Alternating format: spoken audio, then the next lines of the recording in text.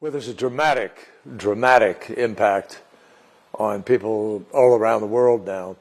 Mother Nature has really been sending us a very powerful message. And whether it's intense hurricanes, increased floods, fires, drought, ice melt, I mean, there's just so much happening that people around the world are now, I think, galvanized. And there are countries all around the world that are reacting. That's why we got an historic agreement in Dubai that said we need to transition away from fossil fuels, and we need to do so now. I think Dubai, frankly, is the highest point so far. Why? Because in Paris, people agreed we had to do something, and everybody said, okay, we'll do our own thing. They write their own plan. And doing that, for instance, China didn't even include methane in their greenhouse gases that they had to reduce. That changed completely with Dubai. With the Dubai consensus, we now have an agreement globally that we have to transition away from fossil fuel, that we have to do it with urgency immediately in this decade, beginning now, and that we have to do it by including all greenhouse gases, every one of them, in the targets that we're setting. So China joined with the United States. This was a major breakthrough. You have seen both the Bush and Trump pullbacks. Which was more damaging?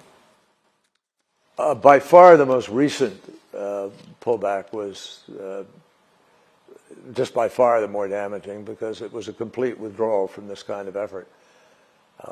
And I think President Biden's been able to make up for that very, very significantly. I mean, he signed the Paris Agreement the very day, within an hour or so of being sworn in as president. First act he did was to sign, we're back in the agreement. But we still have an enormous challenge.